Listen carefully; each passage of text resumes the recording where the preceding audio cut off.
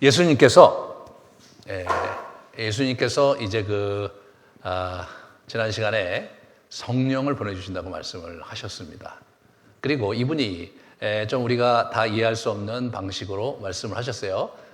그분이 우리 안에 계실 뿐 아니라 우리 안에 처소를 마련하시고, 그리고 그것은 예수 그리스도 당신께서 보내시는 영일 뿐 아니라 하나님의 영이다. 동시에 그분이 예수님이시고 또 하나님이시다. 그런 얘기를 같이 나누면서 이제 이야기를 풀어갔습니다. 이런 얘기를 듣다 보면 자꾸 헷갈려요. 도대체가 삼위일체에 대한 얘기는 들었는데 이게 도대체 어떻게 이해를 해야 될지, 이런 부분에서 여러분이 많이 이제 당혹스러우셨을 것 같아요. 지난주 물어보니까 너무 어려웠다고 그러더라고요. 그리고 아내는 그런 식으로 강의하는 거 좀 자제해달라고 얘기를 하더라고요. 그래서 제가 좀 오늘은 좀 더 조심스럽게 여러분한테 좀 이렇게 얘기를 해보려고 그래요. 워낙 이게 성부, 성자, 성령이 한 분이다라는 얘기는 우리가 잘 익히 들었는데, 그게 정확히 어떤 역동으로 진행되는지에 대해서 우리는 잘 설명을 들은 바가 없고, 초대교회 때부터 늘 이것이 이슈가 되어 왔어요. 분명한 것은 예수 그리스도께서 오심으로 해서 구약에 계셨던 말씀이 예수님 성자라는 걸 알게 되었고, 또 하나님의 영으로 구약에 계셨던 분이 신약에 다시 예수 그리스도 안에서 이제 우리에게 오셔서 우리 안에 거하신다는 이 사실을 우리가 배우게 됐는데, 이 세 분이 어떻게 서로 역동 가운데 지내는지에 대해서 사실 요한이 이렇게 얘기하기까지는 우리가 잘 알 수가 없었어요. 그래서 이제 이거를 이제 우리가 배우게 되는 거죠. 우리는 이런 방식으로 존재하시는 하나님을 우리가 이제 맞닥뜨리게 되는데, 문제는 뭐냐면 이것을 이해하는 게 늘 곤고한 거예요. 곤고한 거예요. 그래서 우리의 이성과 우리의 인식론을 가지고 하나님이 어떤 분인지를 계속 이해하려고 하는데 잘 이해가 안 되는 어려움을 이제 지난 2000년 역사 속에 꾸준히 있어 왔습니다.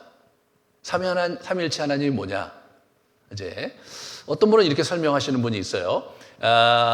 내가 내 아들에게는 아버지고, 교회에서는 목사고, 내 아내에게는 남편이다. 그러므로 그런 방식으로 셋이면서 하나로 존재한다. 그렇게 얘기하시는 분이 있어요. 여러분, 그렇게 얘기 들으니까 잘 이해가 되죠? 무슨 말인지 잘 아시겠죠? 금방 이해가 돼요. 그렇게 되면 이단이 되는 겁니다.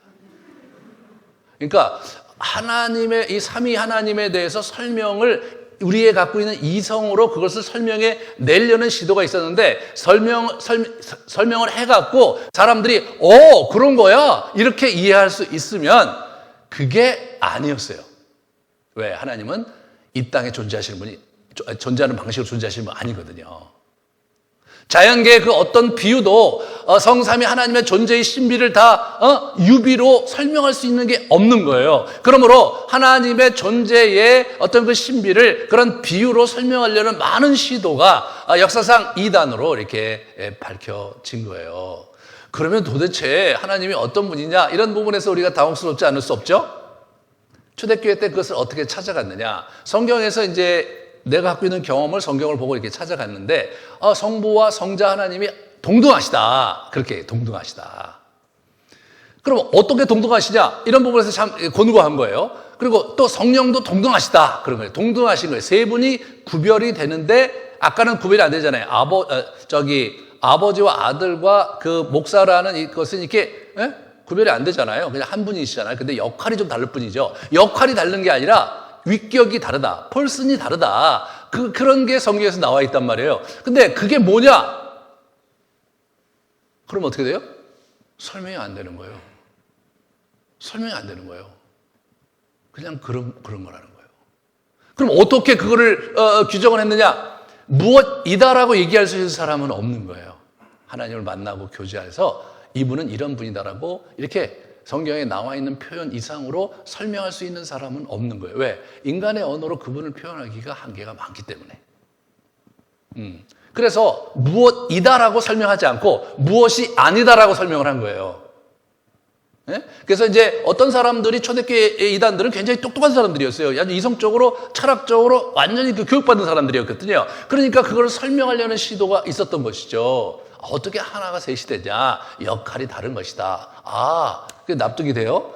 근데 실제로 성경은 역할만 다른 게 아니라 위격이 다른, 펄슨이 다른 걸로 나오지 않느냐? 그거는 아니다. 그럼 뭐냐? 그럼 설명 못 하는 거예요. 그렇다고 완전히 또 세 분이냐? 예, 세 분이냐? 그럼 삼신이잖아요. 삼신은 아니다 이거예요. 아버지와 아들과 우리 성령께서 동등하시다. 아, 그게 아니고 성부 하나님께서 최고에 있고 그 다음에 또 이제 거기에 아들이 있고 그죠? 그 다음에 성령께서 또 영으로 계시니까 이런 위계 속에 계신 분이다라고 생각하면 어떻게 됩니까? 이해가 잘 되죠. 세 분이 하나로 존재하는데 대빵이 우리 하나님 아버지시고 그 다음에 그 아들 된 분이 여기 계시고 그 영이 여기 있고 이렇게 해서 그 질서 가운데 대빵인 하나님을 모시고 이렇게 지낸다. 죄송합니다. 대빵이라고 그래서. 하나님 제가 죄송한데 자주 그래요. 자, 뭐 그런 설명을 하잖아요. 그러면 어떻게 돼요? 우리가 설명이 그래도 돼요. 아, 그런 방향으로 한 분이시구나. 설명이 되니까 우리가 납득이 되는데 그럼 어떻게 돼요? 이단이 되는 거예요. 이게 아닌 거예요. 그게 아닌 거예요. 우리의 이성으로 이분을 설명해낼 수가 없는 거예요. 그러니까 그건 아니다 이렇게 얘기한 거예요. 그럼 누가 그건 아니다 이렇게 얘기했느냐? 초대교회 사막의 수도사들이 그걸 한 거예요. 그들의 제자들이. 예? 그들은 하나님을 만나고 사귀고 있었거든요. 그러니까 이분들은 뭐냐면 자기들이 성경을 암송하면서 그렇게 만난 하나님을 이제 자기가 이렇게 모시고 있었어요. 근데 저 사람이 얘기하면 어떻게 되냐면, 아니, 그거 아니야. 그 설명이 틀렸어. 그럼 뭐예요? 아니, 그냥 네가 얘기한 게 틀린 거예요. 이렇게 얘기한 거예요. 그 사람이 또 얘기하면, 아이, 그거 틀렸어. 그거 잘못됐어. 그럼 뭐예요? 아이, 설명은 잘 안 되는데 세 분이면서 한 분이야. 그분이 동등해. 다 똑같은 거야. 그리고 완전한 인간이신 거야. 완전하게 이렇게 하나인 거야. 이렇게 설명을 하는 거죠. 그럼 그게 어떻게 되는 거예요? 설명이 좀 안 돼. 근데 요한은 어떻게 되냐면 하나님 아버지가 예수님 안에, 예수님이 하나님 아버지 안에, 성령께서 그 안에 계신 거잖아요. 이렇게 설명을 했어요. 그럼 그게 뭐냐? 설명이 잘 안 되는 거예요, 그게. 설명이 안 되는 거예요. 그냥 그런 거다 이거예요. 그럼 우리 보러 어떻게 해야 됩니까? 그럼 그런 분을 사귀라 이거예요. 경험적으로 그분을 알아가라 이거예요. 그 이상으로는 안 된다 이거예요. 이것이 이제 초대교회의 그 깊은 갈등과 고민이었던 거예요.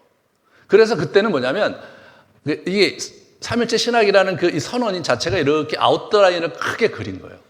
아웃라인을 크게 그리고 이제부터 이런 아웃라인 속에서 하나님을 알아가라라고 얘기한 것이지 그분이 구체적으로 어떤 역동이 있는지를 설명이 잘 안 된단 말이에요. 설명이 안 되는 거예요. 그러니까 계속 헤매는 거예요. 그러니까 성도들이 막 삼위일체 이렇게 하면은 막 굉장히 쥐가 나요. 막 이해가 안 되니까 누가 이해하라고 그래요 지금? 네. 이해하려고 했던 사람들이 뭡니까? 초대교회 때 우리 헬라 철학하던 사람들이에요. 그리고 우리 모더니즘 시대에 넘어오면서 이성주의 시대의 학자들이 그걸 이해하려고 했는데 자기의 조그만 머리에 하나님이라는 존재를 담기가 불가능했던데 그거를 가능하게 하려고 애를 많이 쓴 거예요. 우리 예수님이 계시단 말이에요. 예수님이 어떻게 인간이면서 신이냐? 이게 설명이 잘 안 되는 거예요. 설명이 잘 안 되는 거예요. 그죠? 그런데 실제로 완전한 인간이시면서 완전한 신이다 이거예요. 그리고 그분은 하나님과 동등하단 말이에요. 근데 예수님이 좀 납득이 안 되는 말씀을 하세요. 이분이 마지막 때는 오직 아버지만 하신다. 나도 모른다. 이렇게 얘기하셨어요. 그럼 예수님이 모르시잖아요. 그러면 어떻게 하나님과 동등된 거예요, 이게? 그래서 질문 안 할 수가 없죠. 그런데 예수님이 완전한 인간이시고 완전한 신이잖아요. 그럼 완전한 인간이면 모르는 게 있어야 정상이죠. 인간은 전제하지 않아요.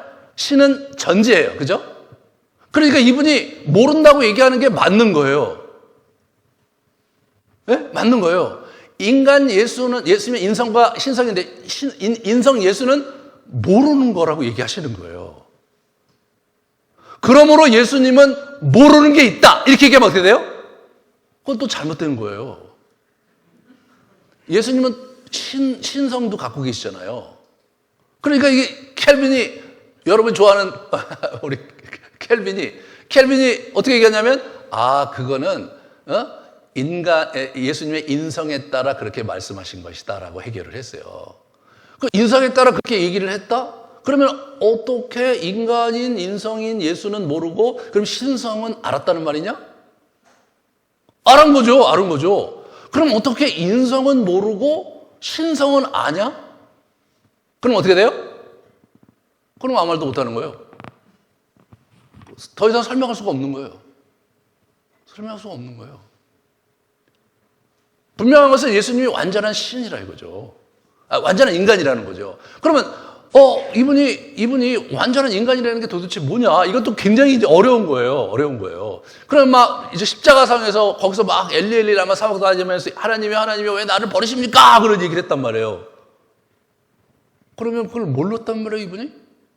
아니, 이분이 이미 다 작전을 짜고 내려오셨는데 하나님이 그렇게 하실 걸 몰랐다는 거예요? 겟세마네 동산에서 그렇게 하스만 있으면 이 잔을 내게서 떠나려고 얘기해놓고 본인이 뭐냐면 그러나 내 뜻대로 마옵시고 하나님 뜻대로 하시라고 해놓고 왜 나를 버리시냐고 얘기하면 그러면 예수님이 어떻게 되시는 거예요? 자가당착적이잖아요. 그분의 존재는 도대체 뭐고? 이런 문제가 생긴단 말이에요.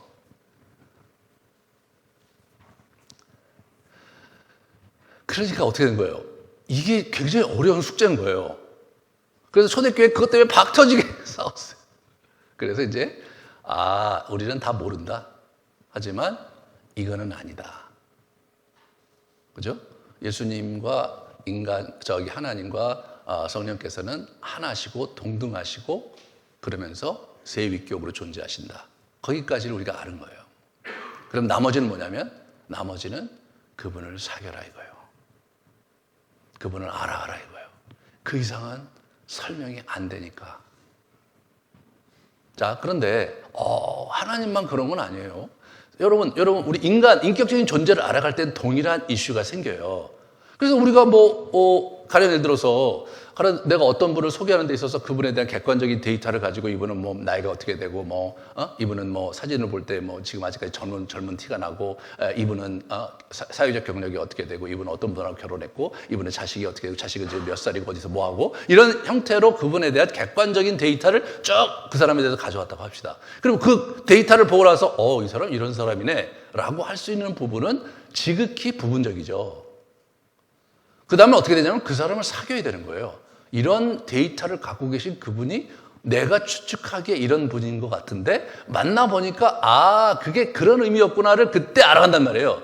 인격적인 존재는 그런 거예요. 우리가 결혼할 때 어떻게 했습니까? 결혼할 때 우리 상대를 우리가 다 충분히 인식하고 나서 그렇게 결혼했나요? 어떻게 했습니까? 우리가 사귀면서 이 사람 좋은 사람이네. 사귀면서 참 마음에 험마하는 마음이 생기고 사귀면서 보니까 이런 분이면 같이 살만하다. 결혼하자. 그래서 결혼을 했잖아요. 결혼하고 보니까 속았구나. 이런 생각 내가 알던 사람이 아니네. 예, 그렇게 하고 이렇게 싸우고 그렇게 하잖아요. 인격적인 존재는 그런 거예요. 그래서 한 20년, 30년 살았어요. 그럼 자기 배우를 다 압니까?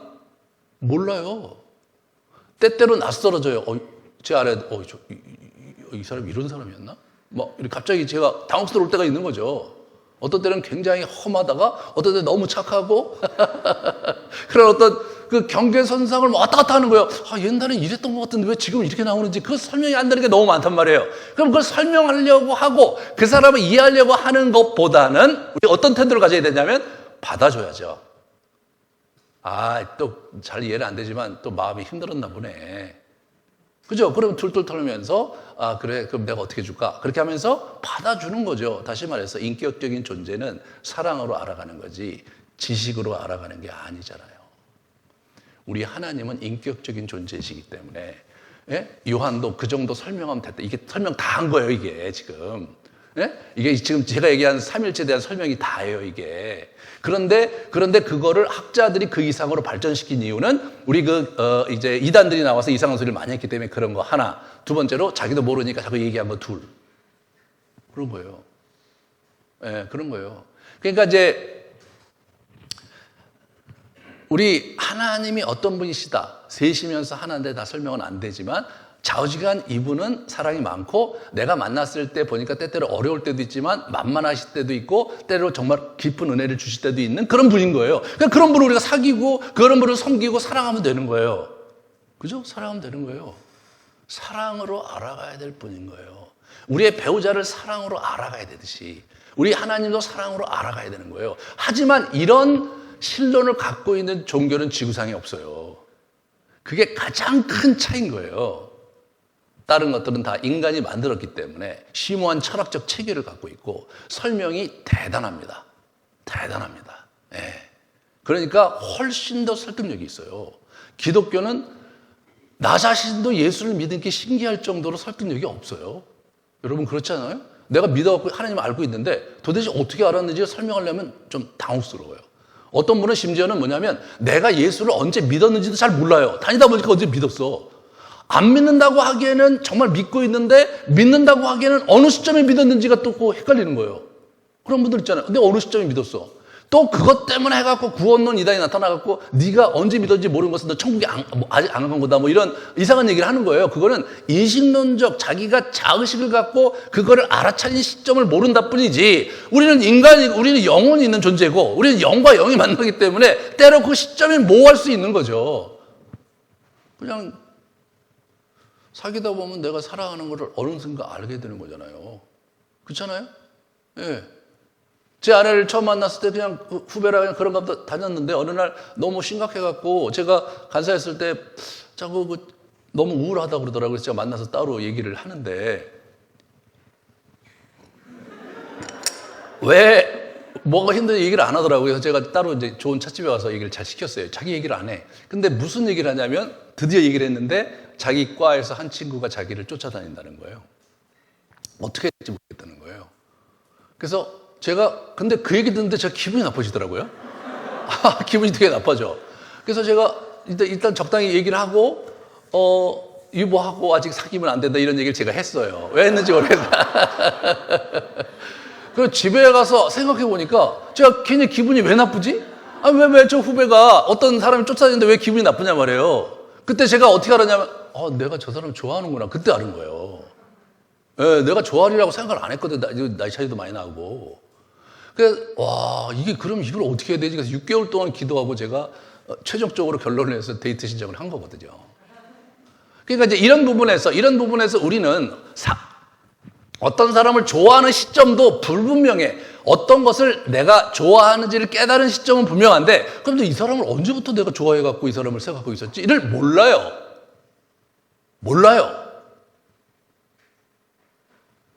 하나님도 그런 분인 거예요. 이미 우리 안에 계시잖아요. 우리와 함께 하시잖아요. 근데 내가 인식을 잘 못해요. 인식을 잘 못한단 말이에요.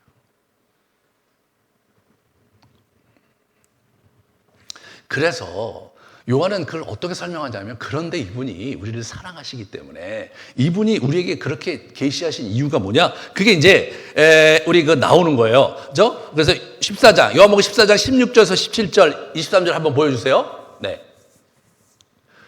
또 다른 보혜사를 너에게 주사 영원토록 너희와 함께 하리니 그는 너희와 함께 거하시며 또 너희 속에 계시겠습니다. 사람이 나를 사랑하면 내 말을 지키리니 내 아버지께서 그를 사랑하실 것이요 우리가 그에게 가서 거처를 그와 함께 하리라. 이분이 그런 얘기한 거예요. 사람이 나를 사랑하면 그러면 내가 한 말을 지킬 거고 아버지께서 너를 사랑할 거야. 그러면 있잖아 우리가 너한테 가서 너와 함께 거할 거야. 이런 얘기 하시는 거예요. 결국 이분이 뭘 원하시는 거냐면 함께 거하기를 원하시는 거예요. 그 핵심이 뭐냐? 사랑이에요. 사랑의 관계로 함께 있기 원한단 말이에요. 그게 핵심인 거예요. 하나님과 우리가 사랑의 관계로 맺어졌고 그것을 일상의 삶 속에서 그 성삼위 하나님의 존재의 신비와 함께하면서 우리가 같이 동거하는 삶을 살기로 하는 거, 살기를 원하셨던 거, 그것이 예수님께서 이 땅에 오신 이유의 핵심 중에 핵심이란 말이에요. 우리가 뭐 예수를 믿고 구원받아고 천국 간다, 그거는 그 결과로 얻어진 하나의 유익이지 그게 핵심이 아니란 말이에요. 우리는 그분과 함께 영원히 거하는 게 그게 우리의 핵심인 거예요.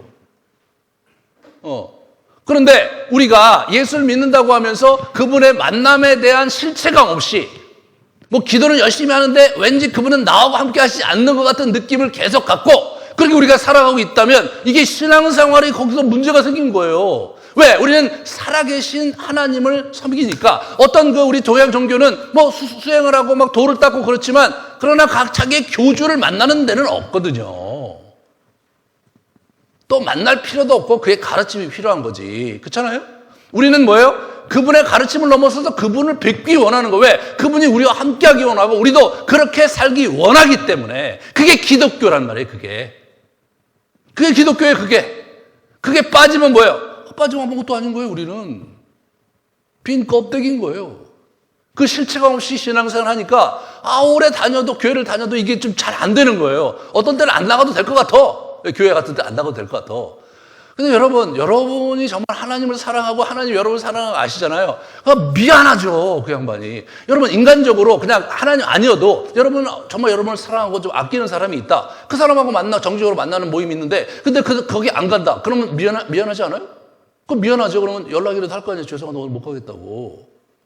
근데 교회에 안 나와도 미안하지 않다. 그럼 이미 병든 거죠. 하나님에 대한 실체감 없이 신앙생활 하는 거잖아요. 왜 그런 신앙생활을 하냐 말이에요. 그게 기독교 껍데기란 말이에요. 껍데기.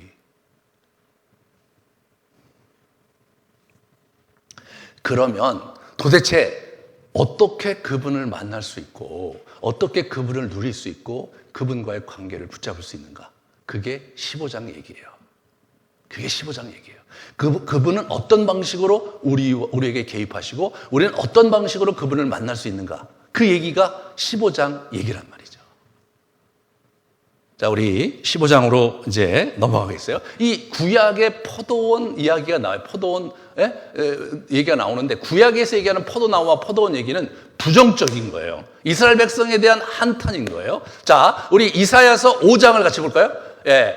내가 사랑하는 자를 위하여 노래하되 내가 사랑하는 자의 포도원을 노래하리라. 내가 사랑하는 자에게 포도원이 있으며 심히 기름진 사내로다. 땅을 파서 돌을 제하고 극상품 포도나무를 심었도다. 그 중에 망대를 세웠고 또 그 안에 술틀을 팠도다. 좋은 포도 맺기를 바랐더니 들포도를 맺었도다. 어떻게 너희가 들포도를 맺냐? 내가 분명히 극상품 포도나무를 심었는데 어떻게 들포도 열매가 맺혀지냐? 그것은 이 포도는 이 포도원 지기가 그것을 잘 가꿔야 극상품 포도 열매가 생기는 거거든요. 이게 문제가 있는 거예요. 누가 문제가 있느냐? 포도원 지기가 문제가 있는 거예요. 그 당시 그 이스라엘의 영적 지도자들이 포도원 지기인데 이 친구들이 제대로 포도를 재배를 안 하니까 이상한 포도 열매가 생기거나 아예 열매가 없는 거예요. 에스겔서를 같이 볼까요? 에스겔서. 나중에 화가 머리끝까지 나셨어요, 이분이. 인자야, 포도나무가 그 모든 나무보다 나은 것이 뭐냐? 숲속에 여러 나무 가운데 있는 그 포도나무 가지가 나은 것이 뭐냐? 너 이제 열매가 없으면 포도나무는 아무것도 아니지 않느냐? 주 여호와께서 이같이 말씀하셨는지라 내가 숲풀 가운데 있는 포도나무를 불에 던질 땔감이 되게 한 것 같이 내가 예루살렘 주민도 그리할 것이다. 여러분 가만히 포도나무를 보세요. 못생겼어요. 좀 이따 같이 보이겠지만 별로 쓸모가 없어요. 포도나무야말로 포도를 맺히지 않으면 쓸모가 아무짝에도 없는 나무란 말이에요. 근데 너희들 포도 열매를 왜 못 맺었느냐? 왜 이상한 걸 자꾸 맺고 있느냐? 불에 던져버릴 것이다. 이런 분노를 표출하는 게 구약의 얘기예요. 근데 신약에 예수님께서 그거를 받아다가 포도원 이야기의 원래 의도와 그림을 보여주는 게 오늘 이 포도원 비유란 말이에요. 자, 여기서 예수님께서 뭐라고 그러시냐면 나는 참 포도나무다. 예수님이 포도나무가 되어버렸어요. 그런데 하나님은 어떤 분이세요? 농부예요. 포도원 농부. 포도원 직이에요. 근데 여러분 이 포도원 농부에서 이게 우리가 포도원에 뭐 농부가 있거나 포도원에 과수원 농부네 이렇게 생각할 수 있을지 모르지만 포도원을 이렇게 하고 포도를 생산하는 농부를 특별히 영어로 vine dresser라고 그래요. vine dresser. vine dresser 하니까 별로 개념이 안 잡히죠. 여러분 헤어 드레서. 이 머리 깎으시는 미용사 헤어 드레서라고 하듯이 vine dresser라고 해요. 고도의 스킬이 필요한 거예요. 심미적인 그리고 아주 정확하게 제대로 그 머리에 맞게 이거를 해야 되잖아요. 여러분 한번 이 머리를 갔는데 이상하게 깎고 놓으면 얼마나 기분이 나빠요. 얼마나 기분이 나빠. 그러니까 포도원 지기가 그런 작업을 하는 분이라는 거예요. 다시 말해서 뭐냐면 하나님이 기다리다 못해서 자기가 그냥 포도원 지기로 내려오셨어요. 그래서 나무도 그냥 예수님 나무를 콱 박아놓고 그리고 우리는 접붙임 바 된 거죠. 접붙이바 된 거예요. 그래서 우리 로마서에 보면 접붙이바 됐다고 그래요, 우리가. 그래서 원가지에 우리 붙어갖고 이제 열매를 맺는 그런 비유로 우리에게 얘기를 해주시는 거예요. 그런데 이 포도원지기가 바인 드레서인데 이 바인 드레서가 하는 게 제일 중요한 게 가지치기예요. 가지치기를 잘 이해를 해야 오늘 본문을 잘 이해할 수가 있어요. 자, 가지치기를 여기서 표현한 것은요, 조금 뭐랄까, 우리나라에서 지금 제가 이렇게 유튜브를 보니까 조금 다르게 농사를 짓더라고요. 미국 사람들이 한 영상을 보니까 좀 이거 비슷해요. 그래서 아마 지역별로 조금 농사법은 약간 다른데 가지치기 방법도 약간 다른 것 같아요. 근데 그 내용을 보면서 이거를 한번 우리가 살펴보도록 하겠습니다. 우리 같이 보죠. 그림을 보여주세요. 네. 그래서 이게요, 포도가요, 이게 바인드레스가 기가 막히게 하면 뭐냐면 한 포도나무에 수천 개의 송이가 매달릴 수가 있대요. 4,000개, 2,000개 막 이렇게.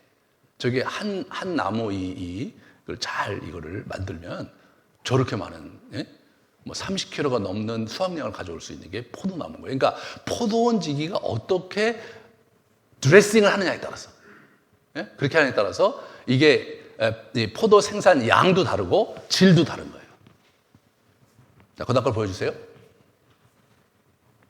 그래서 어떻게 되냐면 예수님이 원줄기란 말이에요. 근데 우리는 브랜치란 말이에요. 가지예요. 근데 포도 열매는 바인에서 맺혀지는 게 아니라 가지에서 맺혀지는 가지. 그래서 밑에 제일 중요한 게 저기 열린단 말이에요.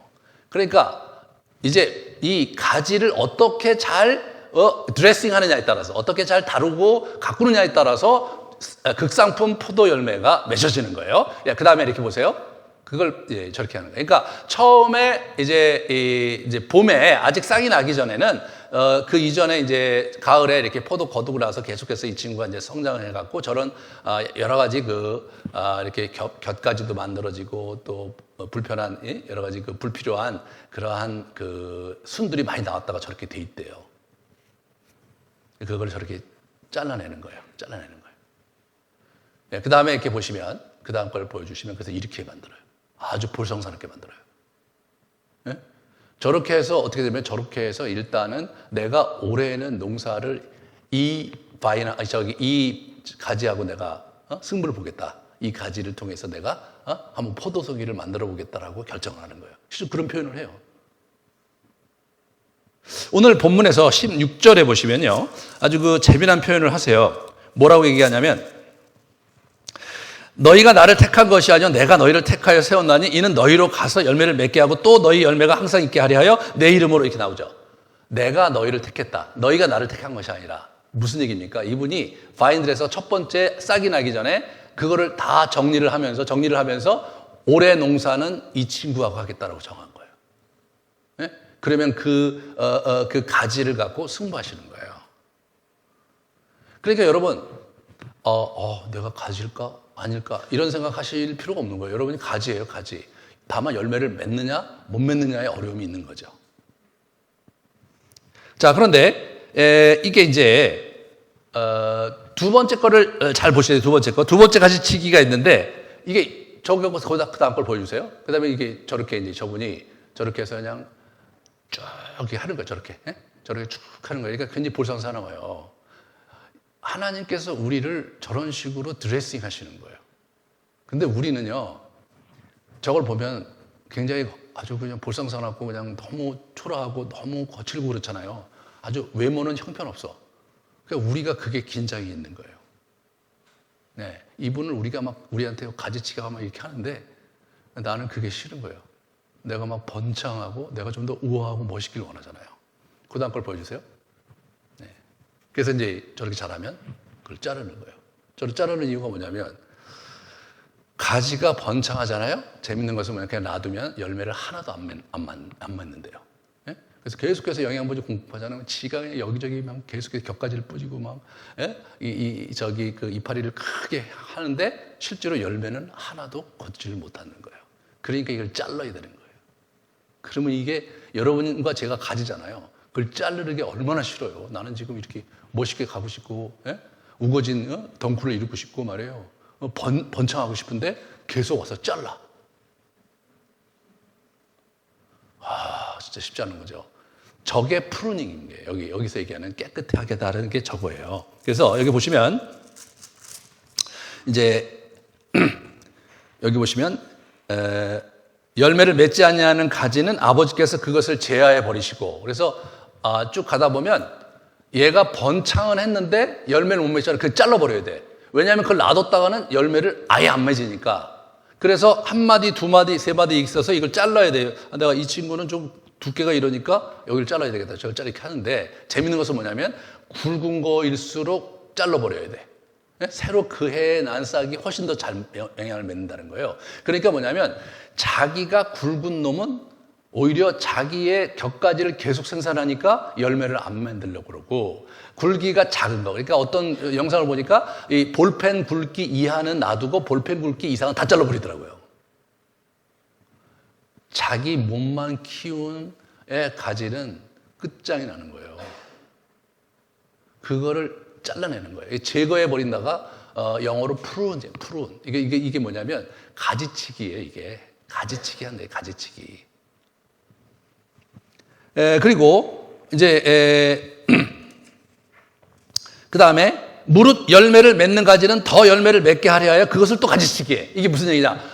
이제 이렇게 쭉 덩쿨이 있잖아요. 거기서 이제 이렇게 저렇게 이제 포도가 이렇게 쭉 맺히기 시작해요. 그러면은 열매를 더 맺기 위해서 어떻게 되냐면 적당한 수준에서 잘라야 되는 거예요. 그러니까 이 자양분이 올라와서 충분히 이 친구가 해갖고 열매를 맺힐 수 있는 그런 양이 이 정도 된다라고 본인이 판단하면, 그렇게 이 가지에서는 한 3송이면 되겠네. 3송이 자르는 거예요. 5송이 정도 되겠다. 그럼 자르는 거예요.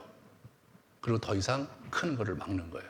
그리고 거기서 집중해서 그 포도송이를 키우는 거죠.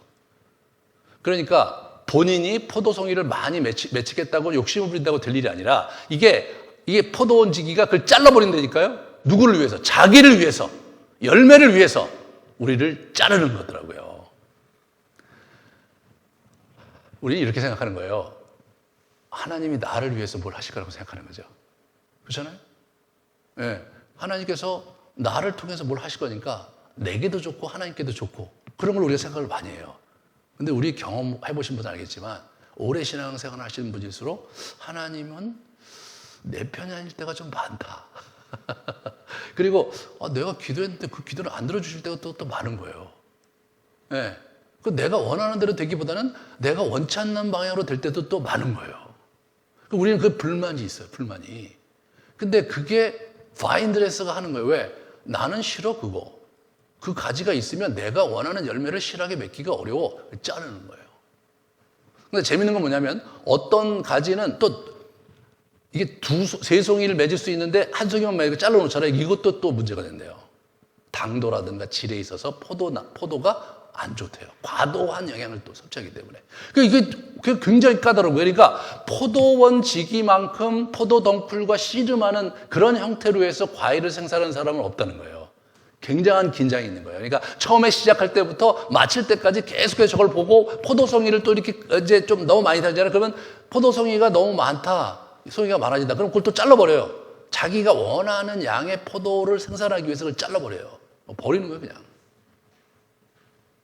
자꾸 곁가지가 생기고, 이 포도가 계속 영상을 보면 느낀 건데 진짜 많이 생기더라고요. 이런 데 막 계속 곁가지가 생기고, 곁가지가 생기고, 계속 순이 생기고, 또 순에 또 순이 생기고, 정신이 없어요, 이 친구들이. 여러분과 저 같죠? 욕심이 그냥 계속해서 일어나. 이것도 하고 싶고 저것도 하고 싶고 계속해서 저것도 관심 있고 이것도 관심 있고. 예. 그런데 우리는 뭐예요? 그렇게 하다가는 제대로 된 열매를 맺을 수 없다는 걸 모르는 거죠. 그게 여러분과 저의 어려움인 거예요.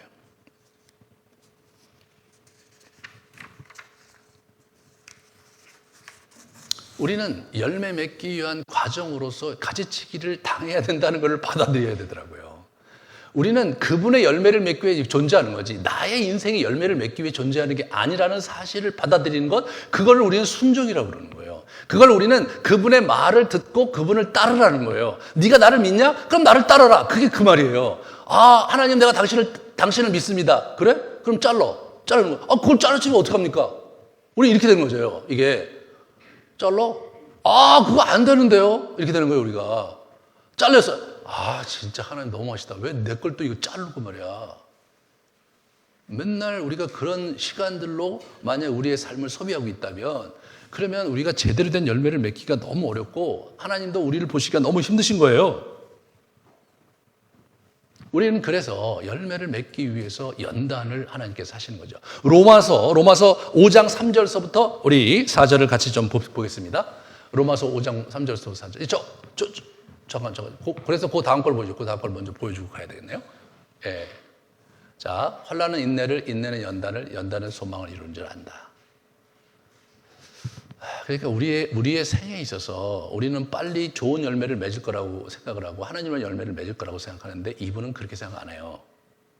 이분은 그렇게 생각 안 하고 가지치기 할 거 해야 제대로 된 열매가 맺힌다고 생각하시는 거예요. 그러니까 환난을 주시고 인내, 이건 다 가지치기예요. 그러면 다 잘라내면 어떻게 돼요? 새로 내가 힘을 내갖고 가야 되잖아요. 그러다 보니까 새로 걸 하다 보니까 어떻게 해요? 자기 가지가 굵어질 틈이 없어. 왜냐하면 영양분을 자꾸 저로 보내야 되니까. 여기 또 가지치기가 또 일로 보내고, 또 가지치기가 또 안 되고 일로 보내고. 자기가 클 여력이 안 생기는 거예요. 우리의 연약한 데서 그리스도의 은혜가 강하다는 얘기를 그래서 예수님께서 사도 바울이 하신 거더라고요. 그래서 연단은 어떻게 돼요? 소망을 낳는 거예요. 소망을 낳는 거예요. 연단이 뭐예요? 연단이 뭐냐면 프로븐, 검증된 캐릭터, 검증된 성품이 연단이거든요. 저게. 그러니까 결국은 성품이 우리 안에 어떻게 형성되느냐. 그 성품, 하나님께서 우리에게 만들어 놓으신 성품으로 하나님이 원하시는 열매를 맺히는 거예요. 하나님이 원하시는 당도와 하나님이 원하시는 포도송이를 만들기 위해서 가지치기해서 우리 안에 성품을 만드신다니까요. 그래서 그분에 순종하면서 내가 나는 이 가지도 이렇게 되고 뭐 완전히 스타일 다 구기고 뭐 재미 하나도 없네 라고 생각하면서 그러나 주님의 뜻을 순종하며 갈 때 내가 실한 열매를 거둔다는 거죠. 그게 중요한 거라는 거예요. 우리 열매를 한번 보여주시죠. 그 앞에 그림 좀 제가 포도 열매를 한번 보여주실래요? 네. 저런 열매가 생기는 거예요. 저런 열매가 저기 포도. 이거 가만히 보세요, 저거. 포도 넝쿨은 볼 게 하나도 없어요. 그죠? 저 포도 넝쿨이 멋있다. 그렇게 보면서 포도 넝쿨을 보는 사람은 없어요. 저 포도송이가 실하다. 먹고 싶다. 여러분 그러는데 포도 한번 가만히 보세요. 이렇게 포도를 가다 보면요. 포도 덩쿨에 관심 있는 사람은 없어요.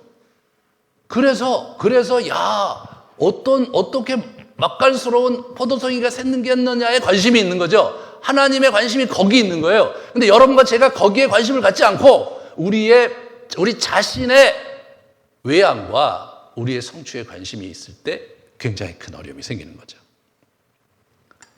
그래서 그러면 내가 포도 가지가 내 가지예요. 근데 뭐 완전히 다 잘라나고 막 굵은 가지 다 잘라버리고 아주 좀 더 이렇게 아주 야들야들한 가지가 하나 저한테 있는 거예요. 남은 거예요. 다 잘라버리고 그걸 갖고 순종함으로 그분께 거하면 그때 열매가 맺혀진다는 거죠. 근데 목사님 뭐 당연히 가지가 원줄기에 붙어 있는 거 아닙니까? 예, 그거는 비유. 실제로 인격적인 존재는 내가 붙어 있으려고 노력을 해야 붙어 있는 거죠. 우리가 뭐 함께 있다고 뭐 정이 듭니까? 마음을 열고 상대에게 관심을 가지고 정을 나눌 때 정이 깊어지는 거지. 아무리 같이 있어보면 뭐예요? 아무리 서로 마음을 열지 않고 정을 나누지 않으면 그냥 그대로 있을 거란 말이죠. 하나님에게 마음을 열어야 되는 거예요. 여기서 이 4절부터 10절에 보시면 이분이 계속 입에 거품을 보고 하시는 얘기 있어요. 내 안에 거하라, 내 안에 거하라. 계속 그 얘기를 하세요. 보시면 4절에 내 안에 거하라, 나도 너희 안에 거하리라. 그렇게 얘기하세요. 가지가 포도나무에 붙어 있지 아니하면 이것도 영어로 abide예요. 이거 영어도 이것도 거하는 거 똑같은 단어예요. 헬라어도 똑같은 단어예요. 네가 가지가 포도 안에 거하지 않으면 이렇게 거하지 않으면 너희도 내 안에 있지 아니하면 그라 이렇게 나오죠. 나는 포도나무에 너희는 가지다. 그가 내 안에, 내가 그 안에 거하면 사랑의 열매를 많이 맺는다. 사람이 열매를 많이 맺는다. 내가 너 안에, 너가 내 안에 거하면 사랑의 열매를 많이 맺는다. 그런 거예요.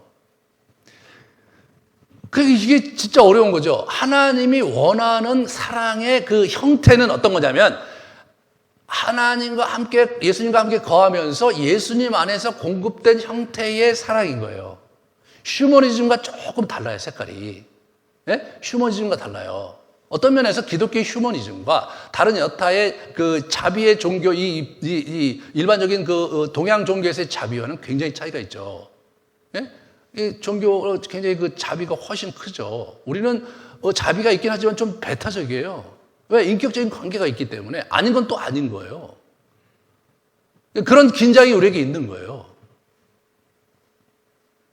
제가 지난 시간에 설교를 했듯이 예수님께서 제자들에게 아주 개박살내면서 얘기하잖아요. 그거는요, 동양에 있는 그런 웬만한 그런, 아주 고매한 인품을 가진 스승이 자기 제자를 그런 식으로 하진 않죠. 그런 식으로 하진 않아요. 좀 더 인자하게, 좀 더 아주, 이렇게 긍휼하게 이렇게 품어주면서 얘기하는 게 우리가 기대하는 거 아니에요? 그걸 기대하는 거예요. 근데 실제로 예수님은 그런 방식보다도 호되게 뭐라 그러면서 말이에요. 받아줄 때 또 잘 받아주는 것 같다가 막, 문제를 제기하고 그럴 때 사정없이 그냥 내리치는, 예? 그런 분으로서 예수님께서 제자들을 대하신단 말이죠. 근데 그런 사랑의 방식으로 제가 여러분을 대하면 어떤 일이 벌어집니까? 교회가 안 되겠죠. 여러분이 기대하는 건 아니잖아요. 그죠? 저 목사님 따뜻했으면 좋겠는데, 제가 예수님처럼 여러분을 대하지 못하는 거 죄송하게 생각하는데, 저도 예수님처럼 대했다가 제가 아주 어려운 때가 많았거든요. 왜 그렇습니까? 예수님이 우리를 가지치기 하기 원하시거든요. 왜 너 그렇게 하느냐? 네가 뭐 나를 위해서 죽어?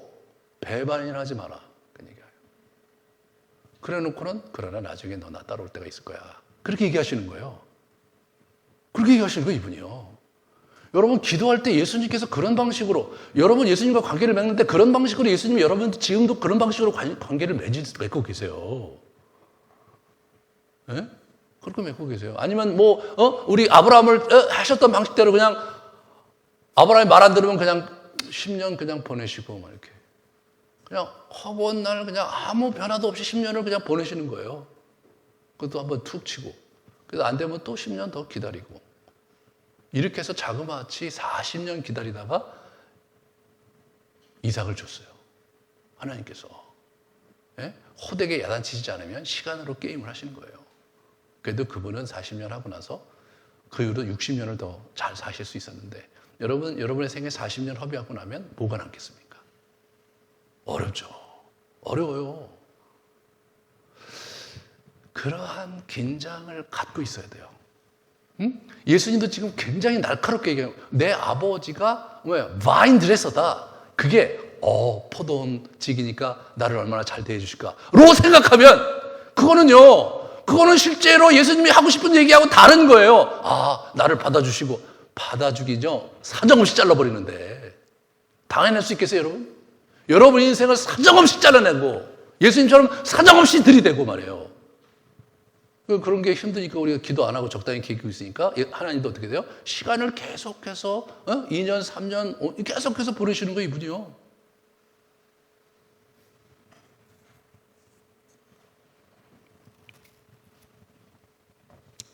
사람이 내 안에 거하지 아니하면 가지처럼 밖에 버려져 마르나니 그 사람들이 모아다가 불에 살라버린다. 그런 얘기를 하시는 거예요. 그럼 예수님 안에 거하지 않으면 어떻게 돼요? 우리가 말라 비틀어지는 거예요. 우리가 사랑할 줄 알긴 뭘 알아요. 우리가 나름대로 어렸을 때부터 형성된 그 성품에 의해서 조금 우리가 할 수 있을지. 그렇지만 다른 사람은 어떻게 사랑합니까? 못 사랑해요. 왜 못 사랑하냐면 나는 다른 사람을 사랑한다고 열심히 했는데 실제로는 뭐냐면 그 사람이 원하는 방식대로 사랑을 못할 때가 많아요. 진정한 사랑은 뭐냐면 자기 자신의 주제를 잘 파악하고, 그리고 내가 누구인지를 알면서 저 사람이 원하는 그런 형태의, 그리고 또 저 사람에게 정말 유익한 형태로 그를 대하는 게 성경에서 얘기하는 사랑이에요. 예? 그 사람의 감정에 있어서는 그거는 약간 부수적이에요. 예수님이 그렇게 하셨어요. 부수적이에요. 근데 오늘날 20세기, 우리의 21세기 문화 속에서, 이 한국 문화 속에서 그렇게 하면은 어려운 거죠? 그럼 어려운 거예요. 근데 우리는 자꾸 이 시대의 문화의 사랑의 방식을 가지고 우리가 자꾸 서로를 대하려고 해요? 어쩔 수 없어요. 그거에 대해서 제가 뭐라고 싶진 않아요. 왜? 저도 그러니까. 우리가 이 시대의 문화 속에 사니까. 그런데 그 요구사항을 하나님과 예수님께 들이대는 건 아니라는 거죠. 그분은요, 안 변하셨어요. 최근에 예수님 변하셨다는 얘기 들으셨습니까? 예. 이게 힘든 거예요, 이게. 예. 하나님이 변하시질 않아요. 그게 하나님 변찮은 분이다. 좋죠? 처음에 듣기 좋아요. 근데 성경을 공부하다 보면 무서워요. 그냥 이스라엘 백성들 이게 가갖고 막 저기 가데스 바네에서 사고 치면서 우리 여기서 못 살겠다. 주께 왜 나를 우리에게 여기 보냈냐? 우리 그 12정탐권 보내보니까 그냥 거기는 그냥 기골이 장대하고 그냥 우리는 메뚜기가 아무것도 아니다. 엉엉우니까 하나님께서 화가 머리끝까지 나서 다 죽여버리겠다 그러잖아요. 뭐 모세가 나와서 어떻게 죽이십니까? 그랬더니 그래? 그럼 그냥 40일을 1년 시켜서 40년 여기서 살아봐. 너희들은 20세 넘은 놈은 한 놈도 못 들어가고 자녀들이 들어갈 거야. 그리고 끝장을 내셨어요. 우리 하나님이 그런 분이시더라고요. 근데 그런 하나님이 또 자비래. 야, 이게 무슨 얘기입니까, 여러분? 여러분의 머리로 성경에 있는 하나님의 성품을 충분히 이해하고 그리고 그 객관적으로 그걸 기술할 수 있나요? 그렇지 못해요. 어떤 때는 너무 화를 내시고, 어떤 때는 또 너무 자비로우시고, 어떤 때는 또 감당할 수 없는 그냥 고난을 확 밀어붙이시고 그냥 눈 딱 감고 그러신단 말이에요, 이분이. 모세에게, 야, 네가 뭐 가나안에 들어가? 너 지난번에 무리바에서 할 때도 내가 또 할 때 뭐 화가 나갖고 막 엄청나게 그 내가 저 바위보로 지시해서 명하라고 할 때 바위를 막 패더라? 그러니까 너는 안 돼. 그건 또 뭐예요? 아니 40년 동안 그 고생을 했잖아요. 아니 그 화가 나갖고 바위 한번 칠 수도 있죠, 인간적으로. 근데 이 양반이 안 된다는 거예요. 그러니까 여러분 저기 신명기에 보세요. 하나님 계속해서 나 좀 들어갔다 오게 해주세요. 안 된다. 더 이상 이 얘기 하지 마라. 그러니까 이 사람이 거기다 썼잖아요. 내가 너희들 때문에 못 들어간다. 이 완악한 놈들아. 그래서 거기다 아주 신명기에다가 자기 그 백성들에 대한 자기의 그 기분 나쁜 감정을 쫙 실어놨어요.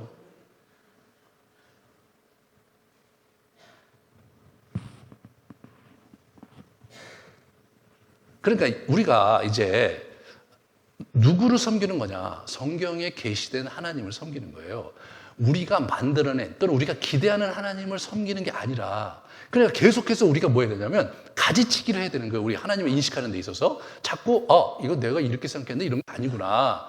이게 아니구나. 예, 그런 거를 자꾸 우리가 해가면서 좀 더 내밀하게 그분을 알아가야 돼요. 그분을 알아가야 된단 말이에요. 그분의 속내를 알아가야 돼요. 이분이 갖고 있는 감정적 그런 어떤 출렁임과 어려움들이 뭔지, 예, 그런 것들에 대해서 이렇게 좀 호흡하려는 마음을 가지셔야 돼요. 여러분이 정말 예수님에 관심이 있냐 이거예요. 여러분 정말로 하나님 자신에 대해 관심이 있느냐, 이런 부분을 진지하게 던져보셔야 되는 거예요. 예수님이 그 얘기 하시는 거예요, 지금 제자들한테. 자꾸 자기 생각과 자기 관념을 가지고 나를 기대하는, 난 그런 사람 아니고. 그러면서 또 예수님이 감사한 건 뭐냐면 그렇다고 해서 이 친구를 내치진 않잖아요. 내치진 않으세요. 그러면서 또 그러나 나는 다음 시간에 얘기하겠지만 너희들 기다리고 너희들 함께 할 거고, 세상 끝날 때 성령을 보내서 다 또 생각나게 할 거고, 너에게 평강을 줄 거고 너희들은 살아날 거다, 뭐 이런 얘기 계속 하세요. 근데 얘들은 엄청나게 찌질하거든요. 예? 그러니까 여기서 이 본문에서 15장 본문에서 해석상 주의해야 될 것은 뭐냐? 이게 이제 제하여 버린다 그래서 열매가 없으면 나를 제하여 버려갖고 불에 태운다. 이게 굉장히 긴장이잖아요. 근데 예수님이 뭐라고 그러셨냐면 내가 너를 택한 것이다. 이 얘기 계속하는 거예요. 제자들이 이 비유를 잘못 들을까봐 너희가 나를 택한 게 아니라 내가 너를 택한 거다. 내가 너와 함께 할 거다. 여러분 이 말씀을 계속 예수님이 하시는 거예요. 그러니까 여기서 가지가 잘라서 나가는데 내가 나가면 어떨까? 이런 생각을 하고 본문을 보는 것 자체가 예수님 입장에서 볼 때는 굉장히 불편하실 거예요. 그런 얘기 하는 게 아니거든요. 내가 올해 열매를 못 맺었으면 내년에 다시 또 열매를 맺으면 되는 거예요. 여러분 그러면 포도원지기가 다음날 보니까 열매를 못 맺었어. 그러면 그 작년에 열매를 못 맺으면 어떻게 길지 굵어요.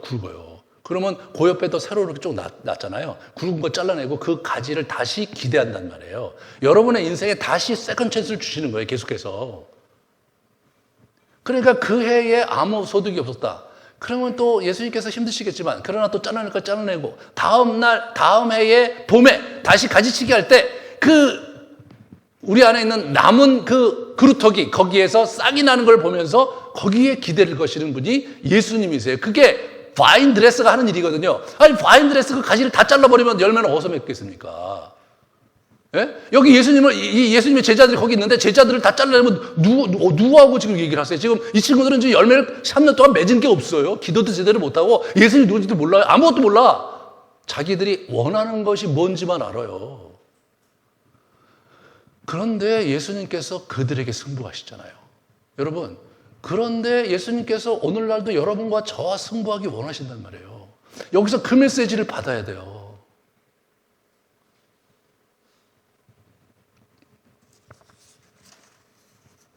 그러므로 우리가 그분의 말씀 안에 거하는 그러한 우리의 영성 생활을 유지해야 되는 거예요. 이게 핵심 중에 핵심이에요. 거기 예수님 만나고 그걸 못하면 뭐예요? 그걸 못하면 뭘 해야 되냐? 여러분의 기도 방식과 여러분의 영성 생활을 바꿔야죠.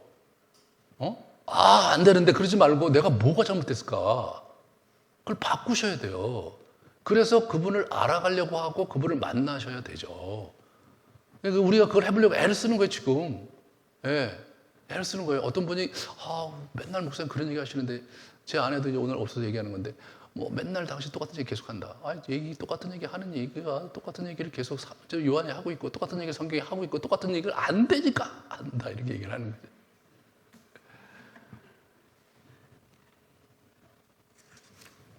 왜 그러냐? 우리에게 열매를 그분이 원하시기 때문이에요. 여러분 성경에 이 열매라는 걸 쳐갖고 우리 복음서 쫙 쳐봐요. 얼마나 예수님 열매를 얘기를 많이 하시는지 몰라요. 열매 아주 그냥 혈안이 되신 분 같아요.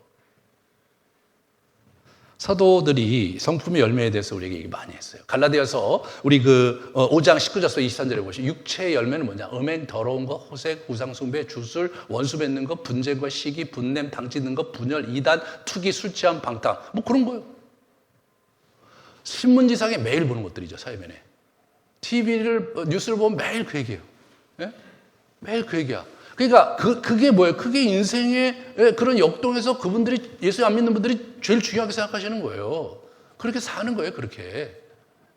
근데 문제는 뭐냐면 여러분과 제가 그렇게 살면 그게 문제가 되는 거란 말이에요. 그래서 보세요. 오직 성령의 열매는 뭐예요? 사랑과 희락과 화평과 오래 참음과 자비와 양성과 충성과 온유와 절제예요. 저런 게 우리 안에서 열매를 맺어야 되는 거예요. 저거는요, 프랙티스에서 열심히 훈련해갖고, 막 실학이 생기고, 막 열심히 해갖고, 오래 참아지고, 그렇게 되는 게 아니에요. 그렇게 되는 게 아니에요. 예수님 안에 거하는 삶을 살 때, 성삼위 하나님의 교제의 신비 속에 내가 푹 잠겼을 때, 내 안에 저런 성품이 공급이 되면서 그렇게 자연스럽게 되는 거예요. 이 얘기를 우리 베드로도 얘기를 해요. 베드로서 1장 같이 볼까요? 예. 너희가 더욱 힘써 너희 믿음의 덕을, 덕의 지식을, 지식의 절제를, 절제의 인내를, 인내의 경건을, 경건의 형제 우애를, 형제 우애의 사랑을 더하라! 이렇게 얘기해요. 사랑을 더하라. 계속해서 이게 믿음, 덕, 지식, 절제, 인내, 경건 막 복잡해요. 여기서 이제 한 가지 우리가 알아야 될 것은 지금 성품에 대한 얘기를 하는데 우리 사도 바울이 하는 얘기하고 베드로 하는 얘기가 좀 다르죠. 그러니까 이게 딱 정해져 있는 게 아닌 거예요. 정해져 있는 게 아닌 거예요. 근데 이 부분에서 성품에 대한 부분을 예수님께서 굉장히 그걸 원하시는 거예요. 하나님께서 그걸 원하시는 거예요. 그러니까 계속해서 내가 삐쭉삐쭉 막 내가 생각하는 대로 내 격가지를 내갖고 막 할 때 그걸 잘라버리시는 거예요. 우리가 얼마나 아프겠어요, 여러분.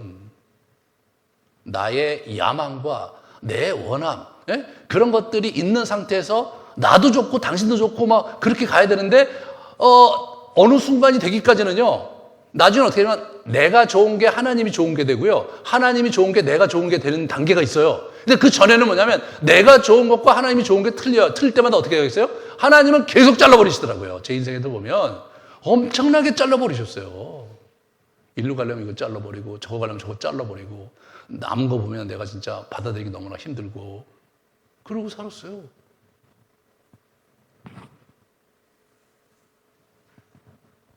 왜 저런 성품을 추구해야 되느냐? 그것은 열매 없는 자가 되지 않게 하기 위해서 그렇게 한다는 거예요. 여러분, 저런 성품이 우리 안에서 구비되지 않으면 그러면 어떻게 되냐면 열매가 없는 인생을 사는 거예요. 열매가 없는 인생을. 그 참 부끄러운 거거든요.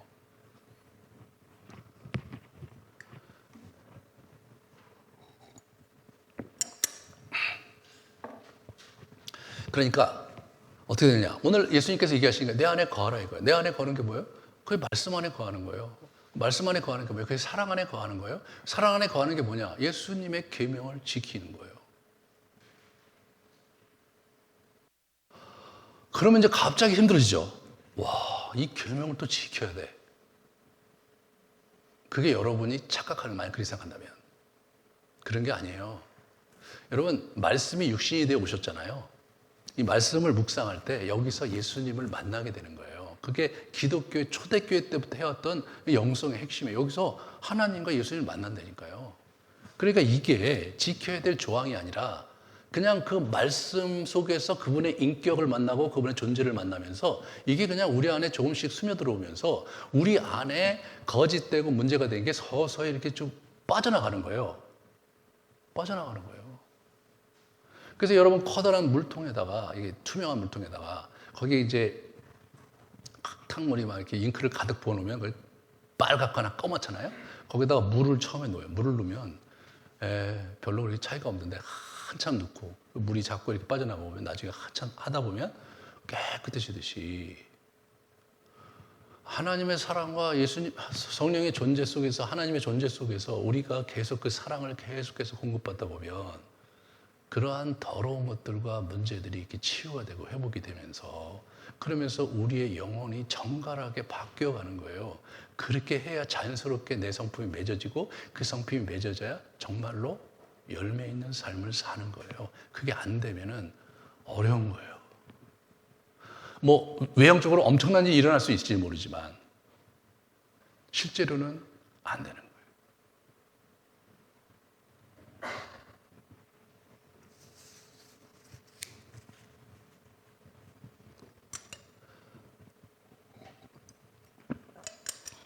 두 번째로 외적인 건 뭐가 나와요? 외적인 거는 복음과 선한 일과 유업의 열매를 맺는 거예요. 골로새에 말씀하셨거든요. 복음 뭐예요? 복음. 너희 중에 이같이 온 천하에도 열매를 맺게 잘하는도다. 복음이 계속해서 온 천하에 퍼지는 거예요. 많은 사람들이 그리스도를 믿게 되는 그런 열매가 있고, 선한 일의 열매를 맺게 하시며 하나님을 아는 것에 자라가게 하시는 거죠. 선한 일의 열매를 찾고 우리가 선한 일에 풍성하게 되는 거예요.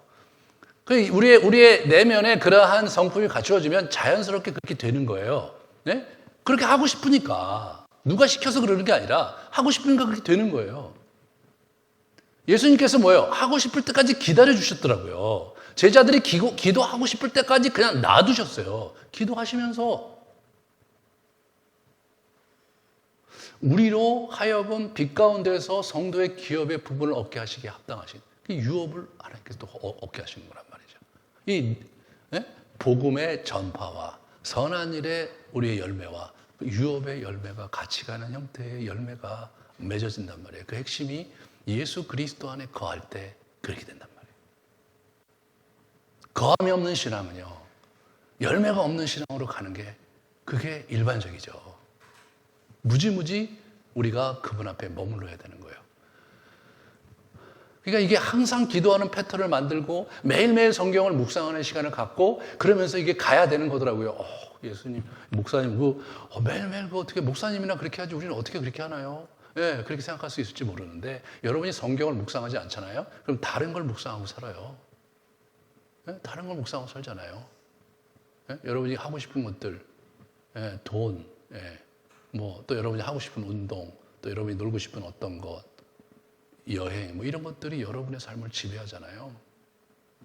그래서 여러분이 그 열매를 갖고 주님께 나가는 거예요. 예. 중요한 것을 제대로 하잖아요. 나머지 것도 얻게 돼요.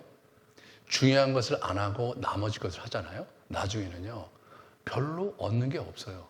많은 걸 얻은 것 같은데 쌓이질 않아요. 근데 이 대목에서 우리가 한 가지 더 생각해야 될 것은, 그러면 우리가 가지로서, 우리에게 열매를 갈취하기 위해서, 열매를 내기 위해서 우리 수단으로 쓴다는 거야? 그런데 예수님께서 그 부분에 대해서 얘기하시는 거죠. 예, 아니다. 너희를 친구로 생각한다. 내가 친구를 위해서 목숨을 버릴 거다. 이게 너무 감동적인 장면이죠. 자, 8절과 9절을 같이 보겠습니다. 8절과 9절에 보시면 너희가 열매를 많이 맺으면 내 아버지께서 영광을 받으실 것이요 너희는 내 제자가 되리라. 이 말씀이 굉장히 충격이었어요. 저는 이 훈련을 많이 하면 그러면 제자가 되는 거다라고 생각을 한 거예요. 많은 훈련과 그런 힘씀이 제자로 만들어질 거라고 생각을 했어요. 근데 그게 아니더라고요. 제자 훈련의 마지막 단계는 뭐냐면 열매가 있어야 돼. 그러면 프루브 되는 거예요. 그러면 증명이 되는 거예요. 하나님의 제자, 예수님의 제자인 게 그때 증명이 되는 거예요. 그전에는 아무것도 아닌 거예요. 그러면 그 열매가 뭐가 있습니까? 먼저 성품의 열매가 있어야 되는 거예요. 아니, 왜 교회를 열심히 하고 기도를 많이 하고 그랬는데 성품이 안 바뀌어? 왜? 성품이 안 바뀌고 참 그 문제인 거예요. 성품을 바뀌었는데 어떻게 하나? 가족이야, 가족이. 뭐 교회에서 누가 이런 얘기 하지 말고 그냥 가족이 옆에 있는 사람이 좀 편해지고 옆에 있는 사람이 당신 좀 많이 변했어. 우리 아빠가 좀 변했네. 그게 변한 거예요. 그게 변한 거예요. 그런 변화가 없이 고고하게 여러분의 성깔과 여러분의 성격과 고집스러운 그런 편향된 시각을 가지고 여러분이 고상하게 하나님을 섬기고 있다? 그거 좀 이상한 거예요. 하나님, 예수님을 만나지 못하고 있는 거예요. 그래서는 열매를 맺기가 어려운 거예요.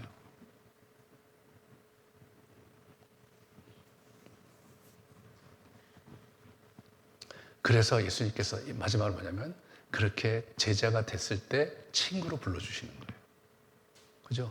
그래서 친구 얘기를 이분이 15절에 그 얘기를 하시잖아요. 15절에 이제부터는 너희를 종이라 하지 아니하리니 종은 주인이 하는 것을 알지 못함이라 너희는 친구라 하였노라. 너희를 친구라 하였노라. 이렇게 얘기하잖아요. 종이. 이제부터는 너희를 종이라 하지 않겠다. 이제까지는 종이었죠.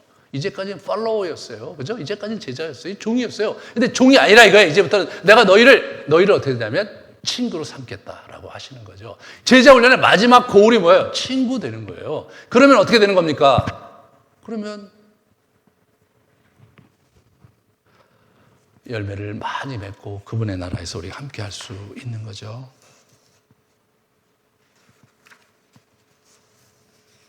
친구에 대해서 생각할 때 우리는 친구니까 봐줍시다. 친구에 대해서 생각할 때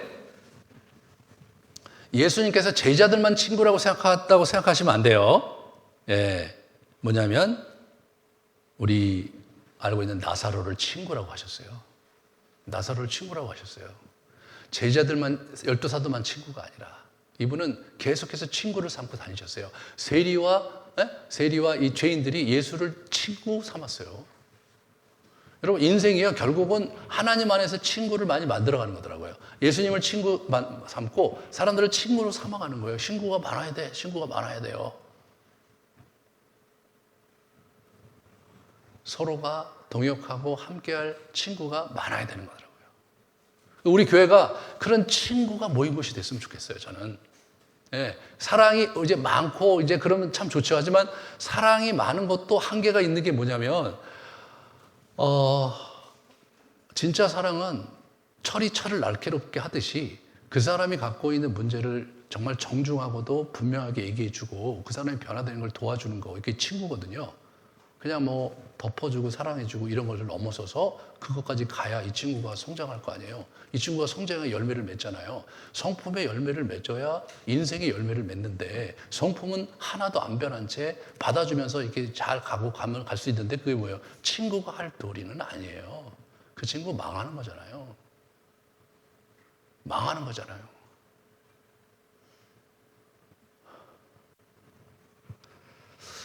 여러분이 제가 지금 얘기하는 뉘앙스에 잘 들으세요. 제가 사랑하지 말라는 게 아니에요. 제가 뭐냐면 그 이상이어야 된다는 거예요. 또 사랑의 방식 자체도 성경에서 예수님이 모델이잖아요. 예수님이 진짜 까칠하신 사랑하신 분이에요. 성격과 이런 내용이 틀릴 때 받아줄 때는 받아주시지만 밀어붙일 때는 꽉 밀어붙이시는 분이란 말이에요. 여러분의 인생에서 예수님 그렇게 하고 계시잖아요. 저희 인생에 그분이 얼마나 저를 망가뜨렸는데. 제가 워낙 이렇게 살 사람이 아니었는데 지금 이렇게 살고 있는 거예요. 그러니까 자꾸 너무 제발 좀 인본주의로 그렇게 생각하면서 예수님을 만나지 않았으면 좋겠어요. 예수님 성깔이 있으신 분이에요. 여러분도 성깔이 있죠. 그렇잖아요. 성깔이 있는 분하고 성깔이 있는 여러분이 만나면 어떤 일이 벌어져요? 엄청나게 힘든 일이 벌어지죠. 심지어는 개싸움이 일어나는 거예요. 예수님이 그 개싸움에서 허허하며 받아주실 때도 있지만 더 많은 경우는 그냥 밀어붙이면서 그 양반도 끝까지 그냥 가버린단 말이에요. 이 독사의 새끼들 하면 그냥 가버린단 말이에요. 여러분의 인생을 끝까지 밀어붙이신단 말이에요, 이분이. 그래서 뭐 하시려고? 바인드레싱 하시려고. 우리 가지치기 하시려고. 네가 그거 갖고 그렇게 있다가는 열매를 맺을 수 없는 불의 불쏘시개나 해당될 인생이 되고 마는 거야, 이놈아!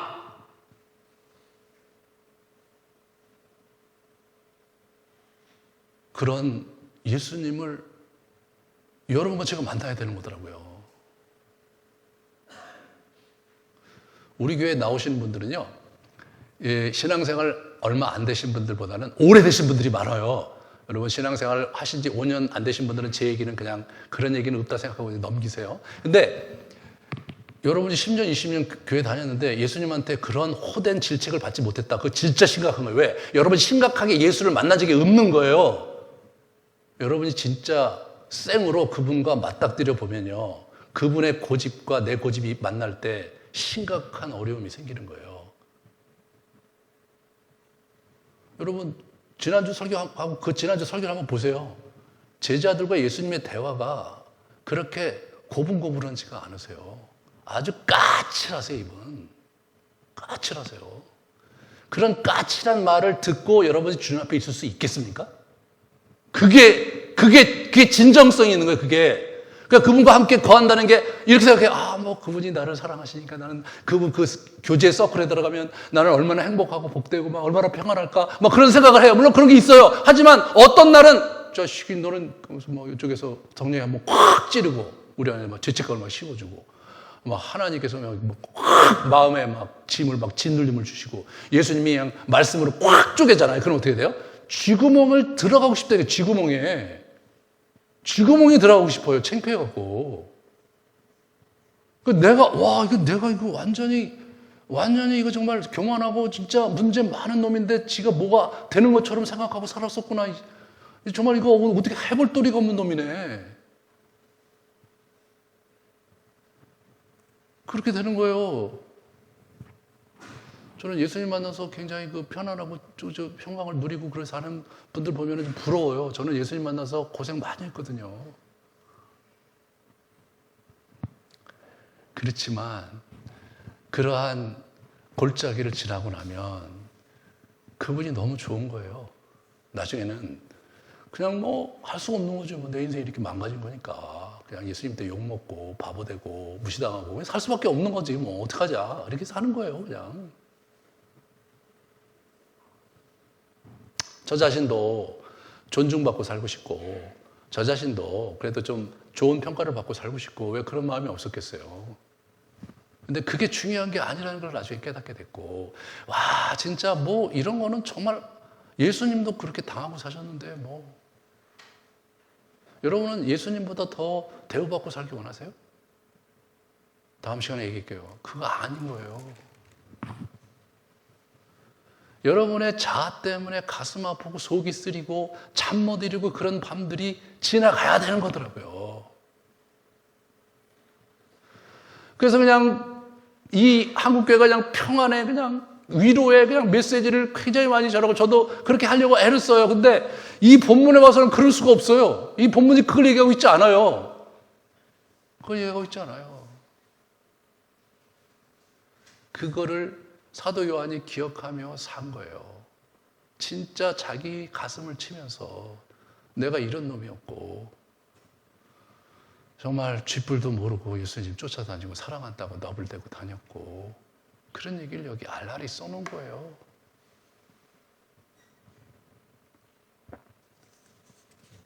그래서 결국 그분이 우리와 동역하기 원하신 거예요.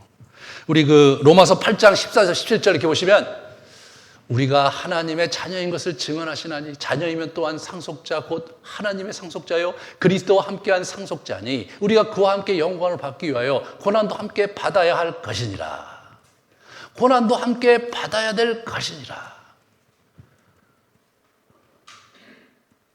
이분이 결국 고난에 동참하고 내가 나중에 다 상급을 주고 보상할 테니까 이 땅에서 나의 나라를 살아갈 동역자로 여러분과 저를 초대하신 거예요. 그거예요. 그게 기독교예요. 그러니까 실제로 우리가 예수님을 깊게 만나면 그러면 어떤 일이 벌어집니까? 자기가 마구마구 깨져야 되거든요. 그분을 만나는 게 두려울 때가 있거든요. 오늘은 또 뭐 어떻게 나를 깨실까? 그렇게 깨지면서 내가 아니라 그분께서 내 안에 사시도록 나를 내드리는 영성이 우리에게 필요한 거예요. 그게 진짜 친구예요. 정말 나를 사랑하는 친구라면 내가 잘못하면 어떻게 돼? 와갖고 야 재천아 너 뭐 하는 놈이야? 너 이렇게 목회하면 되냐? 야단 쳐주고 정신 차린 마. 그렇게 얘기해 주는 게 진짜 친구죠.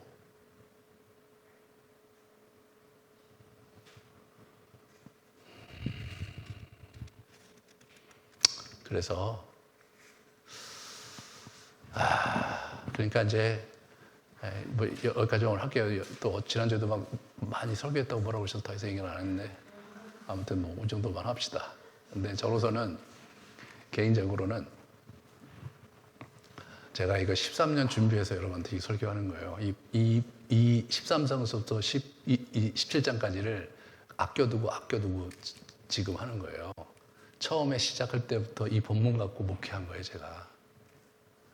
그래서 제가 좀 흥분했으니까 저를 친구로 생각하시면 너그럽게 받아주시기 바랍니다. 같이 우리 잠깐 기도하죠.